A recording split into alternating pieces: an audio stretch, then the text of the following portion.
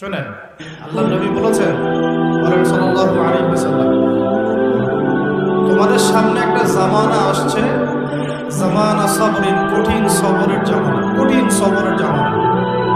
ওই জামানায় ঈমান ধরে রাখাটা হাতের মধ্যে জ্বলন্ত আগুন ধরে রাখার মতো। নবীজি বলছেন ঈমান ধরে রাখাটা হাতের মধ্যে আগুন ধরে রাখার মতো কঠিন হবে।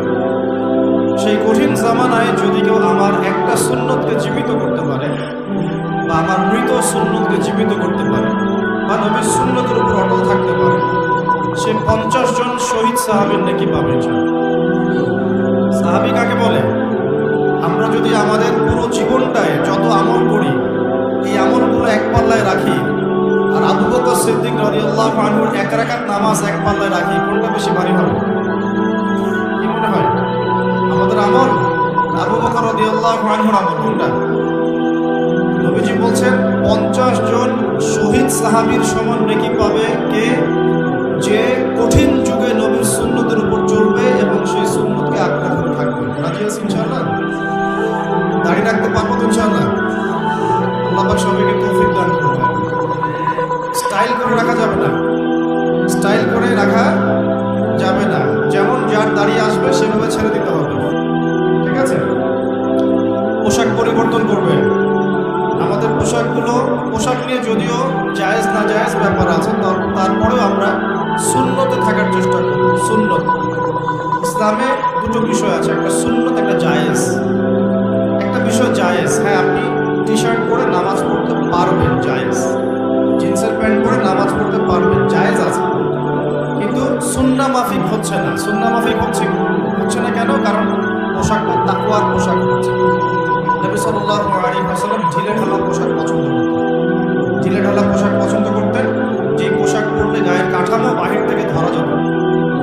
তো তাকওয়ার পোশাক পরার চেষ্টা করবো। আল্লাহ পাক সবাইকে তৌফিক দান করুন, বলি আমিন। পোশাক পরিবর্তন করবেন, নিজের চেহারা পরিবর্তন করবেন।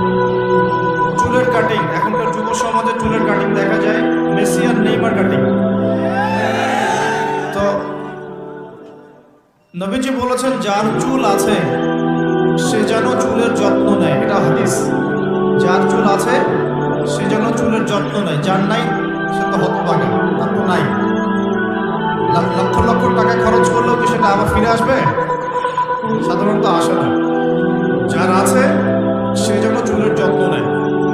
নবী সাল্লাল্লাহু আলাইহি ওয়াসাল্লাম চুল বড় রেখেছেন, কান পর্যন্ত রেখেছেন, কানের নতি পর্যন্ত রেখেছেন। এই বাবরি সুন্নত, এটা কিন্তু নবীর সুন্নত। এটা বাধ্যতামূলক নয়, কিন্তু নবীর সুন্নত। আর যদি কেটে ফেলতে চান তাহলে সামন পিছন সমান করে ফেলবেন। সামন পিছন কি সমান হবে? সামনে এতগুলো উঁচু করে রাখছেন, এদিকে ছিলে রাখছেন, এগুলো কিন্তু আসলে ইসলামিক কাট নয়। এগুলো নবী সাল্লাল্লাহু আলাইহি ওয়াসাল্লাম সাহাবীদের কিন্তু ছিলেন। কোনো সাহাবী মাথায় চুল রাখতেন না, সবসময় একদম শেভড, মাথায় কোনো চুল থাকতো না। কেন থাকতো না? কারণ তারা যুদ্ধ করতেন। কি করতেন? যুদ্ধ, জিহাদে থাকতেন। আর চুল একটা দুর্বল পয়েন্ট হয়ে যেত। চুল ধরে ফেললে কিন্তু মানুষকে কাবু করা সহজ হয়। এ কারণে যোদ্ধা কিছু সাহাবী ছিলেন, তারা কিন্তু চুল কামিয়ে ফেলত। এটা অন্য বিষয়। আমরা কি যুদ্ধ করছি এখন? তো কমপক্ষে নবীর মতো চুল রাখা যাবে তো ইনশাআল্লাহ? দাড়ি রাখা যাবে তো ইনশাআল্লাহ?